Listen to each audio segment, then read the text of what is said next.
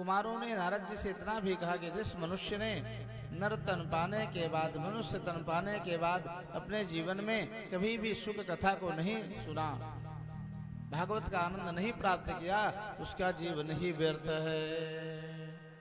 आजन्म मात्रमपि येन सठेन किंचित चित्तम विधाय शुक शास्त्र कथा न पीता। जिस मनुष्य ने शुक कथा को ध्यान से नहीं पिया, नहीं सुना, चांडालवच्च खरवद बततेन नीतम मिथ्या स्वजनम जननी जन दुख भाजा। उसका जीवन चांडाल की तरह है, गधे की तरह है। सज्जनों, दुनिया का भार ढोते ढोते परेशान रहता है। मातृष्टि ने माता को प्रसव पीड़ा देने के लिए ही जन्म लिया है। आगे सज्जनों,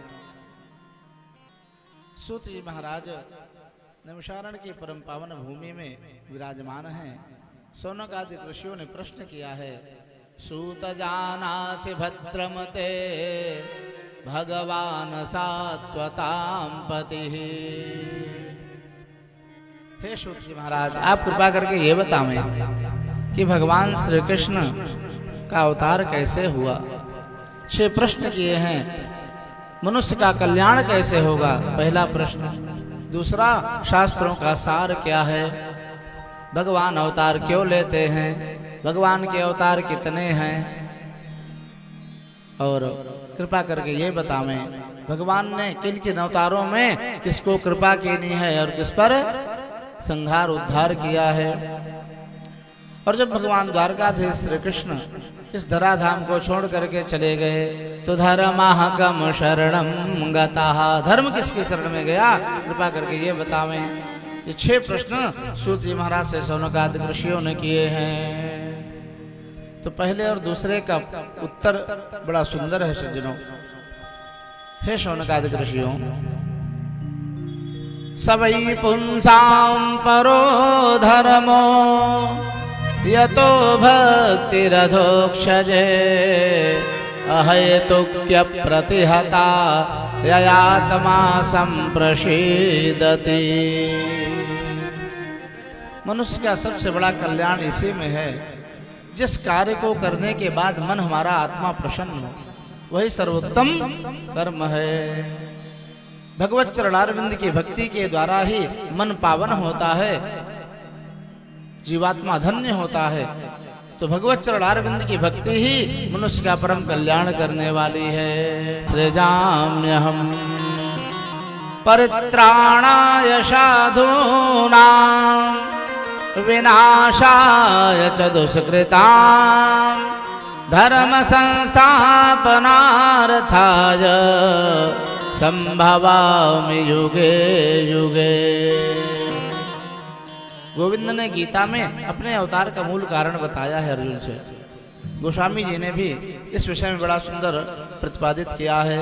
जब जब होए धर्म के हानि, जब जब होए धर्म के हानि, जब जब होए धर्म के हानि, जब जब होए धर्म के हानि, बाढ़े असुर अधम अभिमानी, बाढ़े असुर अधम अभिमानी। तब तब धरि प्रभु विविध शरीरा, तब तब धरि प्रभु विविध शरीरा, तब तब धरि प्रभु विविध शरीरा, तब तब धरि प्रभु विविध शरीरा।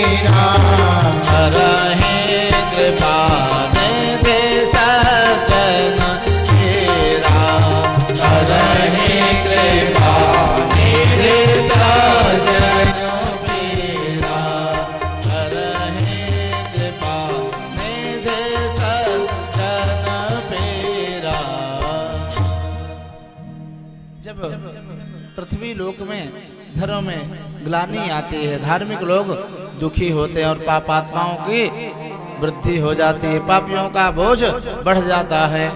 तब तब भगवान अनेकानेक प्रकार के रूप धारण करते हैं। ऐसा नहीं सेठ जी कि मनुष्य तन सर्वोत्तम है तो भगवान मात्र मनुष्य तन लेते हों। तब तब धरि प्रभु विविध शरीर बने अनेकानेक प्रकार के वपु देह को भगवान धारण करते हैं। वही भगवान कभी वाराह अवतार लेते हैं तो कभी सनक सनंदन सनत कुमारों के रूप में, कभी देवर्षि नारद के रूप में, तो कभी कपिल भगवान के रूप में, कभी पृथु महाराज के रूप में, कभी मछली का रूप धारण करते हैं, कभी कूर्म कमठ का रूप धारण करते हैं, कभी नरसिंह बन जाते हैं तो कभी परशुराम बन जाते हैं। तो भगवान कभी ऋषभदेव के रूप में, कभी मोहिनी के रूप में, कभी धन्वंतरि के रूप में, और कभी त्रेता के राम और कभी द्वापर के घनश्याम बन जाते हैं। कभी बुद्ध, कभी हंस, कभी कल्की, अनेकानेक प्रकार के रूप भगवान धारण करते हैं। इस प्रकार से 24 अवतार प्रधान कहे गए हैं भगवान के। इनमें अवतारों के भी अनेकानेक भेद हैं। कुछ कलावतार, कुछ आवेशावतार, कुछ अंशावतार, कुछ पूर्णावतार और कुछ परिपूर्णावतार हैं। 5 गर्ग संहिता में भेद बताए गए हैं। कृष्णस्तु भगवान स्वयं, श्री कृष्ण तो साक्षात परिपूर्णतम ब्रह्म नारायण हैं। भागवत जी कहते हैं भेद नहीं रखना चाहिए, कम नहीं आंकना चाहिए। कुछ भक्त लोग हैं जो राम के उपासक है, कन्हैया की निंदा करें, कन्हैया के भक्त हैं तो राम जी की खरी खोटी करें। ये उचित नहीं है कि राम कृष्ण दो एक हैं, अंतर नहीं निमेष, उनके नयन गंभीर हैं, इनके चपल विशेष। तत्वतः दोनों एक ही हैं। भगवान नारायण ही त्रेता में श्री रामावतार धारण किए अवध बिहारी बने और वही भगवान द्वापर युग में लीला पुरुषोत्तम कन्हैया के रूप में प्रकट हुए हैं। तभी तो ब्रज के संतों ने बड़े प्रेम से कहा है, नंद कुंवर दशरथ सुमन। नंद के जो कुंवर हैं लाल कन्हैया हैं और दशरथ जी को सुवन फूल हैं, अवध बिहारी सरकार हैं, ये दोनों तत्व एक ही हैं।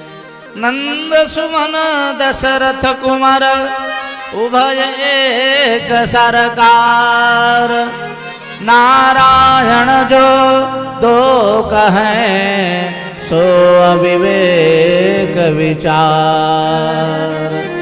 जो लोग इनको अलग अलग दो बताते हैं वे अभी अविवेकी हैं, अज्ञानी हैं सज्जनों। उनकी भक्ति पुष्ट नहीं है, परिपक्व नहीं है। तत्वतः दोनों एक ही हैं सज्जनों। 24 अवतारों में 2 अवतार ये प्रधान कहे गए हैं। भगवान राम का अवतार मर्यादा पुरुषोत्तम का है, कन्हैया का अवतार लीला पुरुषोत्तम का कहा गया सज्जनों। और एक विशेष बात बता दें सेठ जी, हिंदू सनातन धर्म के 4 धाम हैं, मालूम है ना? पूरब में जगन्नाथ, दक्षिण में रामेश्वरम, पश्चिम में द्वारकानाथ, उत्तर में बद्रीनाथ। ये 4 धाम हैं। और त्रेता के राम जी और द्वापर के घनश्याम जी, यदि ये दिव्य 4 धाम और रामावतार कृष्णावतार न हुआ होता तो हिंदू सनातन धर्म लुप्त प्राय हो जाता सज्जनों। क्योंकि यही 2 दिव्य लीलावतारों के चरित्र और 4 धामों के द्वारा हिंदू सनातन धर्म पूरी तरह से जागृत है। तभी तो भक्तों ने गाया है,